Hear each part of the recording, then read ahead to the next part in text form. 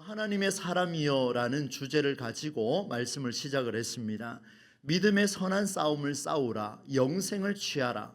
그러니까 하나님의 사람이 싸워야 할 싸움은 믿음의 선한 싸움이고, 그리고 그 싸움의 목표가 뭐냐 하면 영생을 취하는 일입니다.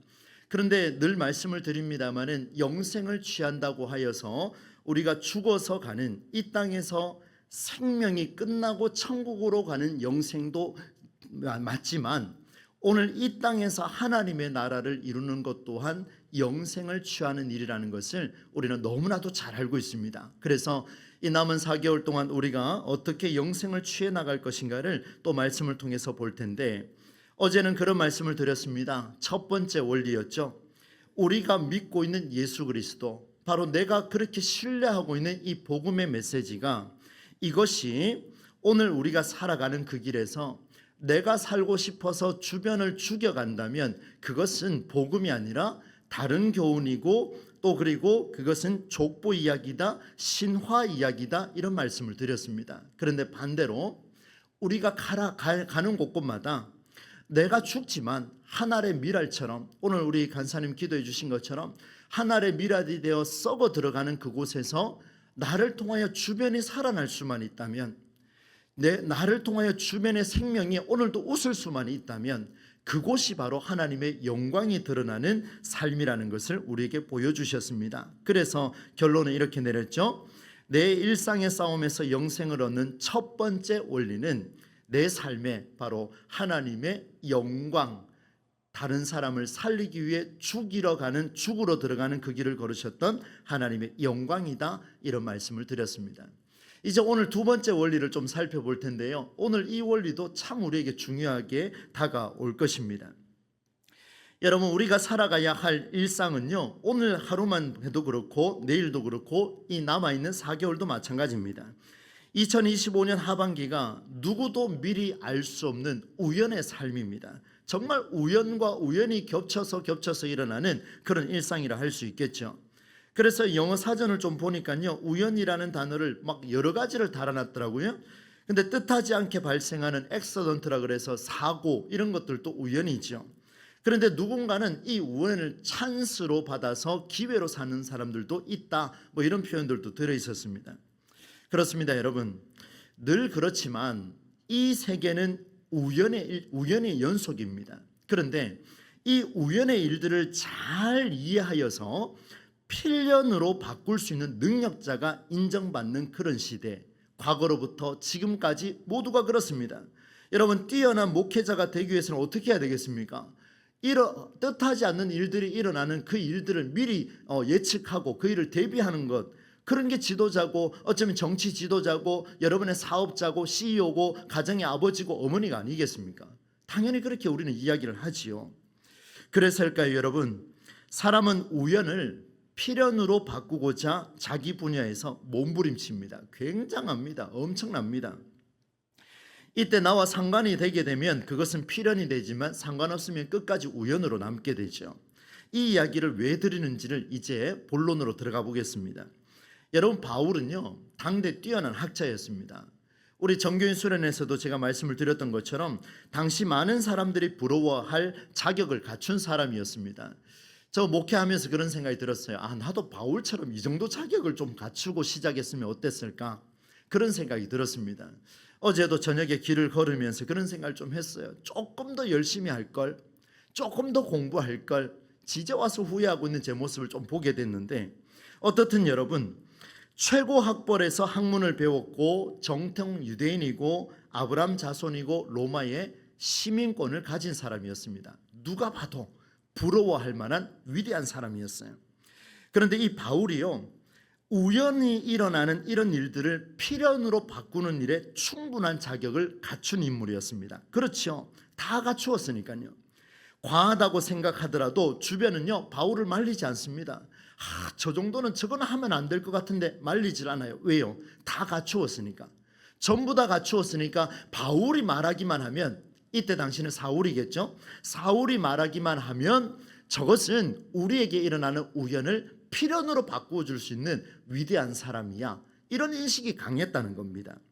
많이 배우고 수련해서일까요? 여러분 바울은요, 글도 잘 모르는 미련해 보이는 자기 민족을 하찮게 여겼습니다. 근데 누구도 말하지 못하죠. 권위를 내세웠습니다. 그러나 답변하지 못합니다. 어려운 용어를 많이 썼습니다. 잘난 척은 기본이에요. 공문서를 받아서 사람들을 꼼짝하지 못하도록 문서로 그냥 그대로 박살내버렸는데 많은 사람들이 대꾸조차 못합니다. 이런 권위가 흘러넘쳤습니다. 여러분 이런 단어 아시죠? 영국의 철학자 베이컨이 한 말입니다. 아는 것이 뭐라고 그럽니까? 힘이다. 그렇습니다. 아는 것이 힘이다. 그런데요, 제가 보니까요, 바울의 경우는 오히려 다른 케이스입니다. 어떤 케이스냐면 아는 것이 병입니다. 알면 할수록 병이 되니까 어떻게 됩니까? 주변 사람들이 계속 죽어나가는 거예요. 여러분 그 한자를 제가 잘 못 씁니다만은 그래도 한번 찾아보니까 아는 것이 병이다라는 이 단어를 식자우환 이렇게 부르더라고요. 보니까. 그러니까 알면 알수록 그것을 활용할 줄 모르면요, 제대로 쓸 줄 모르면 병이라는 거예요. 그 바울이 한번 보십시오. 아는 것이 힘이라 해서 다 갖췄지만 그러나 그는 나중에 깨닫기 전까지는 그것이 병이라는 사실을 이후에야 알게 됩니다. 정말 우연의 삶을 필연으로 바꾸려고 많은 땀을 흘렸어요. 어쩌면 우리 오늘 하루를 살아가는 우리 모두가 이렇게 살고 있지 않겠습니까? 앞으로 남아있는 4개월을 어떻게 살아가야 할 것인가? 그렇지, 보이지 않는 우연을 오늘도 새벽 부흥회를 통하여 말씀을 통하여 이제 필연으로 바꾸고 싶은 땀과 눈물과 그 노력이 우리에게 있지 않을까? 그런 생각을 좀 하게 됩니다. 그런데 여러분 바울이요, 이렇게 살게 된 식자우환이었지만 우연의 삶을 필연으로 바꾸고자 모든 걸 갖추며 최선을 다했던 그렇게 살게 된 이유를 말하는데요, 뭐라고 말하냐면 기가 막힙니다. 이렇게 말합니다. 내가 믿지 않을 때에 행하였던 일이다, 이렇게 표현하고 있습니다. 이 표현을 여러분 한번 기억하시면 좋겠습니다. 믿지 않았기에 그의 땀과 배움과 가르침과 수많은 자격들이요 어떻게 나타나는지를 한번 볼 텐데, 여러분 성경에 지금 나와 있는 한번 보겠습니다. 13절 말씀을 한번 보십시오. 13절 말씀에 보면 성경을 일단 먼저 한번 보십시오. 보시면은 내가 전에는 비방자요 박해자요 폭행자였으나 이렇게 되어 있습니다. 그렇게 기록을 하고 있어요. 저는 오늘 이 13절과 14절과 16절 말씀에 좀 주목하려고 합니다. 여러분 바울이 지금 내가 믿기 전에, 그러니까 모든 걸 갖추었음에도 불구하고 내가 예수를 제대로 믿기 전에는 어떻게 살았느냐? 회방하는 자와 박해하는 자와 폭행하는 자로 살았다, 이렇게 기록을 하고 있습니다. 회방하는 자, 박해하는 자, 폭행하는 자, 그렇게 살았다고 말하고 있습니다. 하나님이 내게 긍휼을 베풀어 주시기 전에는 이것을 깨달을 수 없다라고 표현하고 있는데, 여러분 성경에 곳곳에 보면요, 제가 지금 전개하려고 하는 이 방법대로 쓰고 있는 곳이 곳곳에 나타나는데요, 여러분 13절 말씀 먼저 한번 읽어보면 좋겠습니다. 여러분 세 번역으로 한번 준비가 되겠습니까? 13절 같이 한번 세 번역으로 한번 띄워주시겠습니까? 13절입니다. 함께 읽겠습니다. 시작. 내가 전에는 회방자요 박해자요 폭행자였습니다. 그러나 그러한 행동은 내가 믿지 않을 때에 알지 못하고 한 것이므로 하나님께서 나에게 자비를 베풀어 주셨습니다. 그대로 두시면 될 것 같아요. 내가 믿지 않고 행동한 일이 뭐냐 하면, 많이 배우고 많이 가르쳤는데 내가 우연을 필연으로 바꾸고자 굉장히 애를 쓰고 땀을 흘리고 몸부림쳤는데, 그런데 결과가 보니까요 회방하는 일이었고 박해하는 일이었고 폭행하는 일이다, 이렇게 표현하고 있습니다. 내용을 한번 보세요. 그러나 그런 행동은 내가 믿지 않을 때에 알지 못했다, 이렇게 표현하고 있습니다. 그런데 이걸 알게 된 경우가 언제냐면 하나님께서 나에게 무엇을 베풀어 주셨을 때입니까? 자비를 베풀어 주셨을 때, 그래서 긍휼을 베풀어 주셨을 때, 은혜를 베풀어 주셨을 때 내가 이것을 깨달았다, 이렇게 표현하고 있습니다. 그런데 이 말씀을요 14절로 넘어가면 기가 막히게 똑같은 말인 것 같은데 부연 설명을 하고 있습니다. 14절 역시 세 번역으로 함께 읽어보겠습니다. 시작. 우리 주님께서 나에게 은혜를 넘치게 부어주셔서 그리스도 예수 안에서 얻는 믿음과 사랑을 누리게 하셨습니다. 그대로 한번 두시겠습니까? 주님이 내게 은혜를 베풀어 주셨습니다. 은혜를 베풀어 주셔서 내가 이제 깨달았다. 무엇을 깨달았느냐? 그리스도 예수 안에서는 예수 안에서 얻는 믿음과 사랑을 누리겠습니다. 이렇게 고백을 하고 있어요. 여러분 자 한번 집중해 보세요. 13절과 14절의 차이점이 뭐냐면요, 13절에서는 주님이 나에게 자비를 부어주셨습니다. 그런데 내가 믿지 않을 때, 이 자비를 부어주셔서 내가 믿지 않았을 때 내가 회방하고 박해하고 폭행하는 사람인 것을 깨달았습니다 라고 이야기했고, 14절로 넘어오니까 주님이 내게 은혜를 주셔서 이 비방하고 박해하고 폭행하는 이런 일들을 바꿔서 이야기하니까 뭐라고 이야기하냐면 그리스도 예수 안에서 얻는 믿음과 사랑을 누리게 하셨습니다. 그러니까 두 가지죠. 그러나 같은 말입니다. 무슨 말입니까? 예수 안에서 얻는 믿음과 사랑을 누리게 되니까 어떤 일이 벌어지냐면 그동안 내가 박해하고 폭행하고 회방했던 일들이 깨닫게 되더라는 거예요. 이제 16절로 한번 넘어가 보겠습니다. 16절도 세 번역으로 읽습니다. 함께 읽습니다. 시작. 그러나 하나님께서는 나에게 자비를 베푸셨습니다.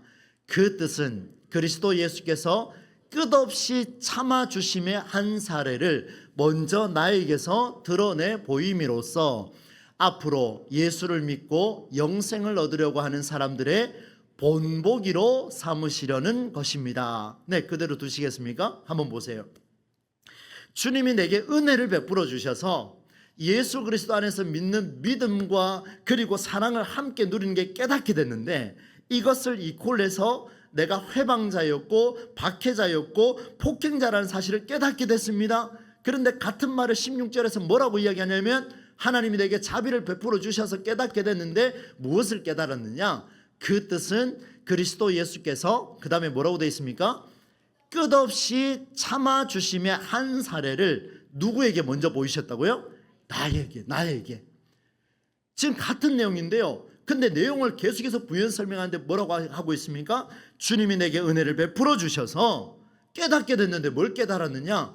그전에는 회방하고 박해하고 폭행하는 일들, 믿음의 사랑을 깨닫게 됐는데 이것을 바꿔서 이야기하니까 그리스도 예수가 나를 위해 끝까지 참아주시며 한 사례를 내가 보았다. 언제 깨달았다고요? 은혜를 부어주셨을 때 깨달았다. 이렇게 말씀을 하고 있습니다. 사랑하는 여러분, 제가 이렇게 13절, 14절, 16절을 계속해서 반복해서 말씀드린 이유가 있습니다. 믿음의 삶이란 결국에 무엇이냐? 은혜를 깨닫는 일입니다. 한번 우리 졸릴 수 있으니까 한번 따라서 할까요? 믿음의 삶이란 은혜를 깨닫는 일입니다. 계속합니다. 믿음과 사랑을 깨닫는 일입니다. 마지막입니다. 오래 참는 것을 깨닫는 의미입니다. 그렇습니다, 여러분. 이게 같은 내용이에요. 같은 내용. 지금 바울이 하고 싶은 이야기, 이런 이야기입니다. 그는 뒤늦게 깨달았습니다. 모든 걸 갖췄어요. 우연의 일들을요 필연으로 바꾸고 싶어가지고요 막 공부도 열심히 하고 막 열심히 살았습니다. 그건 돈도 벌었지 않습니까? 최선을 다했어요. 그런데 우연을 필연으로 바꾸기 위해서 몸부림쳤음에도 불구하고 그가 알고 있었던 것들은 다 무엇을 결과를 낳았다고요? 회방하고 박해하고 폭행하는 일들만 했더라는 거예요. 근데 깨닫고 나니까 주님이 나를 위해 끝까지 참으셨음을 이제 깨닫게 됐다, 이렇게 표현을 하고 있습니다. 그래서 한번 찾아봤습니다. 여러분, 우리 현대사회에 폭행이 어떤 게 있는가 한번 쭉 찾아봤는데요, 한번 들어보세요. 물리적인 힘으로 가하는 폭력이 있습니다. 때리는 거죠. 막 눈에는 눈, 이에는 이, 그죠? 이렇게 치는 겁니다. 또 가정폭력, 그죠? 예. 현대 들어와서는 뭐 남편이 아내를 이렇게 치는 것 이상으로 또 뭐 아내가 남편을 또 괴롭히는 이런 일들도 있다, 이런 표현이 있습니다. 언어 폭력, 여러분 입술에서 나오는 이 언어는요 잘 아시죠? 입으로 들어가는 게 문제가 있는 게 아니고 입에서 나오는 게 문제가 있다. 우리 예수님 말씀하셨지 않습니까? 사이버 폭력 잘 아시죠? SNS, 여러분 문자 하나 쓸 때도요 조심조심 하셔야 돼요. 잘못 쓰면요 이거 폭력이 됩니다. 고발당할 수도 있어요. 조직적인 폭력이 있습니다. 직장 내 괴롭힘 굉장하죠. 그래서 제가 오늘 찬양하면서 앞에 섰는데 우리 사역자들이 굉장히 피곤한 모습으로 이제 하루하루를 살아가는데 이것도 직장 내 괴롭힘이 될 수 있을까? 이런 생각을 제가 조심스럽게 한번 해봤습니다. 우리 사역자들은 그거 가지고 고소할 사람들 아니죠, 그죠? 예. 한번 웃으시라고 말씀드린 거예요. 아니 갑자기 그 생각이 딱 들더라고요. 나는 열심히 할 수 있는데 다른 사람들 어떻게 생각할까 이런 생각이 들더라고요.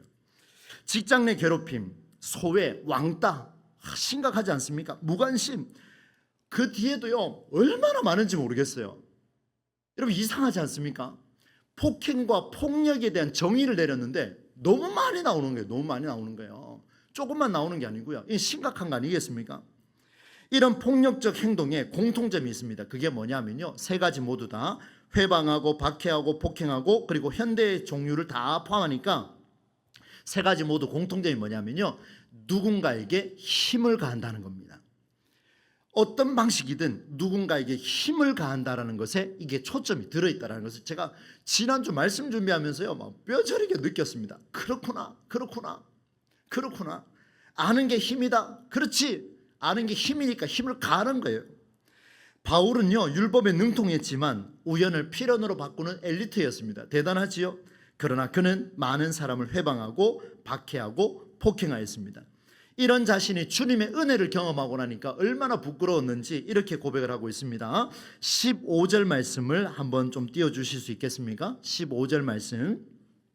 이 말씀을 보시면요 바울이 막 절실하게 고백하고 있습니다. 한번 읽어보겠습니다. 함께 읽겠습니다. 시작.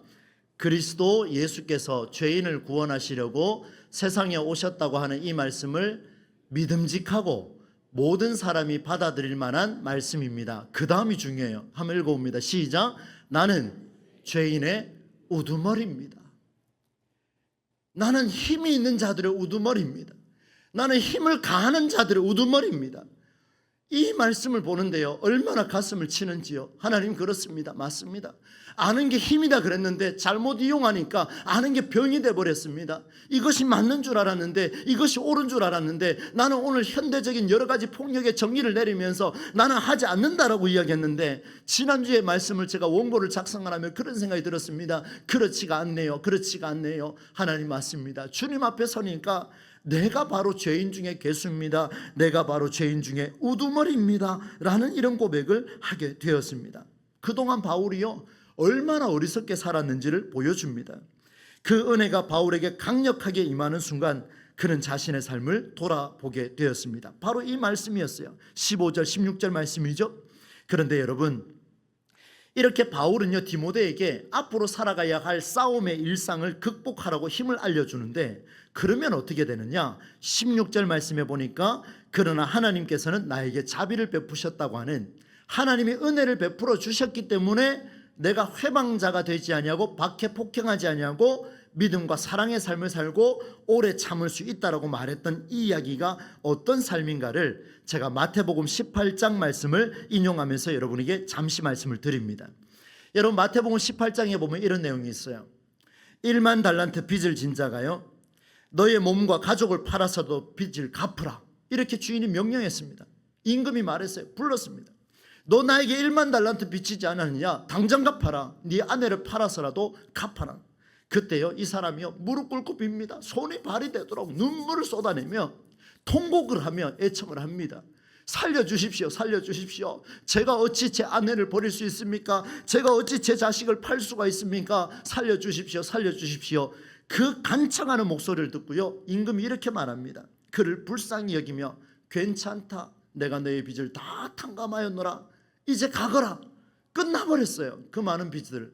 근데요 돌아갔던 이 1만 달란트 빚을 진 자가요 탕감을 다 받고 돌아갔는데 자기에게 100 데나리온의 빚을 진 자가 찾아왔습니다. 그때 이렇게 말합니다. 동료의 목을 잡습니다. 멱살을 잡고 막 흔들어서 내 빚을 갚아라 이렇게 이야기합니다. 불과 며칠 전만 해도 1만 달란트의 빚을 졌던 자가 이제 내 앞에 왔던 100 데나리온, 그 얼마 되겠습니까? 그걸 불러가지고 멱살을 잡고 이렇게 이야기합니다. 그가 대답을 합니다. 내 그 빚은 꼭 갚겠네. 참아주시게. 그런데 그 간청에도 이 종은 동료를 용서하지 않고 옥에 가두어 버렸습니다. 그때 우리 주님이 기가 막힌 이야기를 하죠. 마태복음 18장 35절 말씀인데요 이 말씀을 제가 읽어드리겠습니다. 한번 보세요. 너희가 각각 진심으로 자기 형제 자매를 용서해 주지 않으면 너희 하늘 아버지께서도 너희에게 어떻게 하신다고 합니까? 그와 같이 하실 것이다. 여러분 꼭 기억하십시오. 꼭 기억하십시오. 제가요, 이 목사의 권위를 가지고 뭘 해보려고 이 제 안에 이 요동치는 게 굉장히 많거든요. 여러분 보시기에 제가 되게 선해 보이지 않습니까? 착해 보이지요, 그죠? 예, 그렇다고 해주세요, 제발. 착해 보입니다. 근데요, 제가 배운 게 20몇 년 동안 권위만 배워서 그런가요? 이 안에요, 아직 막 용틀맞듯이 막 올라옵니다. 막 쓴뿌리가요. 그런데요, 그 생각이 날 때마다 이 본문을 꼭 기억합니다.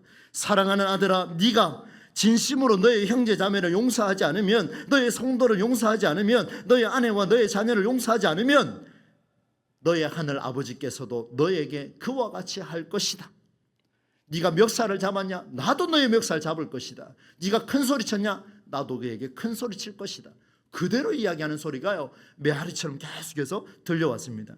사랑하는 여러분, 우리는 믿음이 있습니까? 믿음이 있다면 이 믿음을 테스트할 수 있는 기준이 있습니다. 그게 뭐냐면요, 이번 가을에 한번 점검해 보십시오. 나는 다른 이에게 힘을 가하고 있는가, 아니면 가하고 있지 않는가? 나는 언어부터 시작하여 SNS, 직장 내 괴롭힘, 수많은 사연들, 그런 것들을 가지고 나는 힘을 가하고 있는가? 그렇다면 우리는 폭행하는 자들입니다. 우리는 박해하는 자들입니다. 우리는 회방하는 자들입니다. 제가 그렇게 살고 있는가 물었을 때 내가 그렇다면 나는 박해하는 자구나, 나는 폭행하는 자구나, 돌이켜야 되겠다. 그리고 한번 보십시오. 예수님은요, 바울이 행한 어떤 방법도 어떤 형태로도 어떤 명분이라 할지라도 예수님은 바울을 만나기 전까지 사울일 때는 그와 함께 하지 않았습니다. 여러분 아셔야 합니다. 사울일 때는 절대로 함께 하지 않았습니다. 그러나 다메섹 도상에서 만난 이후에 사울이 바울로 바뀌는 그 순간, 그때부터 예수께서 바울과 함께한 이 놀라운 사건, 여러분 기억하셔야 됩니다. 이것이 우리에게 주시는 하나님의 은혜입니다. 형들에게 버림받고 이방 땅의 종으로 팔렸던, 억울한 누명으로 옥에 갇혔던 요셉을 여러분 기억하실 겁니다. 그를 기억한다면 오늘 우리가 어떻게 살아야 할지를 만날 수가 있겠지요. 여러분, 어떤 합당한 명분이 있다 할지라도요, 당신이, 제가 이렇게 적었습니다. 그대로 읽어 드릴까요? 어떤 합당한 명분이라 할지라도 당신이 누군가에게 힘을 가하고 있다면 당신은 주님이 주신 은혜를 값싸게 여기는 일일 것이다. 제가 이렇게 그대로 썼습니다. 아주 직설적으로 썼어요. 왜요? 이건 돌려서 말할 이유가 없습니다. 저에게 해당되기 때문에 그렇습니다. 우리 모두에게 해당되는 이야기지요. 주님이 주신 은혜를 값싸게 여기는 일로 가게 되면 그것은 예수를 믿지 않는 자의 행동임을 온 세상에 공포하는 것과 같습니다. 그래서 여러분 신앙생활이 어렵습니다. 기독신앙이 그만큼 어려운 거예요. 결국 이 일이야말로 여러분을 위해, 그리고 저를 위해 끝까지 참으신 그 하나님의 이름을 모독하는 일이 되고 말 것입니다. 이 일의 결과가 무엇인지를 보여드리겠습니다. 이렇게 살아가면 결국 파산하고 말 텐데요, 오늘 바울은 두 사람을 예로 들고 있습니다. 여러분 19절과 20절 말씀은 같이 한번 읽어보도록 하겠습니다. 세 번역으로 함께 읽습니다. 시작. 믿음과 선한 양심을 가지십시오. 어떤 사람들은 선한 양심을 버리고 그 신앙생활에 파선을 당하였습니다. 무엇을 당했다고요? 파선을 당했어요. 박살났다는 거예요. 20절에 있습니다. 시작. 그렇게 된 사람 가운데 두 사람이 있는데 바로 후메네오와 알렉산더입니다. 여러분, 이런 일에 성경이 기록된다는 거, 파선된 일에 모델이 된다는 거 부끄러운 일 아니겠습니까? 오늘 우리 교회 성도들은 이런 일에 모델이 되지 않기를 축복합니다. 이런 일로 성경에 나타나지 않기를 간절히 축복합니다. 보세요. 나는 그들을 누구에게 넘겨줬다고요? 사탄에게 넘겨줬다는 거예요.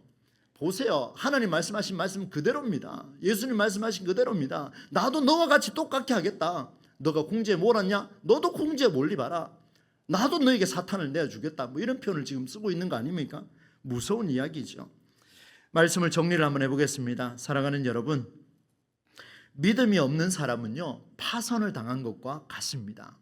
폭행하고 박해하고 회방하는 자는 파선당한 사람과 같습니다.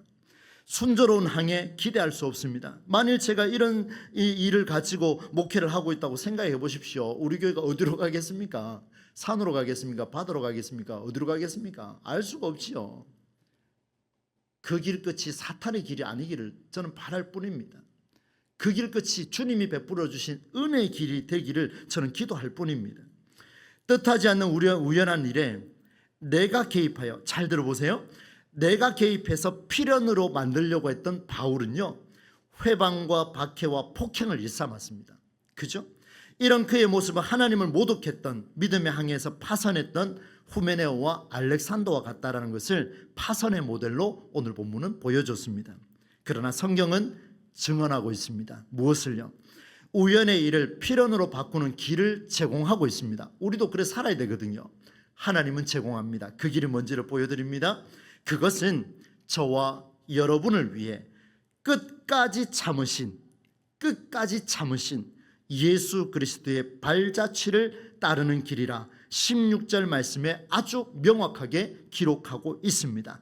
이것이야말로 오늘 우리가 4개월 동안 살아야 할 신앙의 모델이라는 것을 보여주셨습니다. 우연한 일에 내가 개입하는 필연의 과정은 다른 사람을 회방하고 박해하고 폭행한 결과지만, 우연한 일에 내가 개입하지 아니하고 그리스도께서 개입하셔서 필연으로 바꾸어주는 그 과정을 내가 깨닫는다면, 마지막 이 고백 여러분 꼭 한번 새겨보십시오. 우연한 일에 그리스도께서 개입하는 그 필연의 과정을 내가 깨닫는다면, 내가 개입하는 게 아니고요, 그리스도께서 그 우연한 보이지 않는 뜻하지 않는 일에 개입하는 것을 내가 깨달을 수만 있다면, 내가 죄인 중에 괴수라는 것을 깨달을 수만 있다면, 오래 끝까지 참으신 그 일에 참여할 수만 있다면, 남은 여러분의 2025년은 분명히 달라질 것입니다. 주변에 사라진 사람들이 돌아올 것입니다. 주변에 여러분들에게 손가락질하는 사람들이 돌이켜서 여러분을 안아주는 역사가 일어나게 될 것입니다. 오늘은 이렇게 두 번째 원리를 찾아봤습니다. 내가 배운 지식과 경험으로 다른 이를 괴롭히지 마시고 나를 위해 오래 참으신 주님을 생각하며, 내가 힘들면 힘들수록 누구를 더 생각하라고요?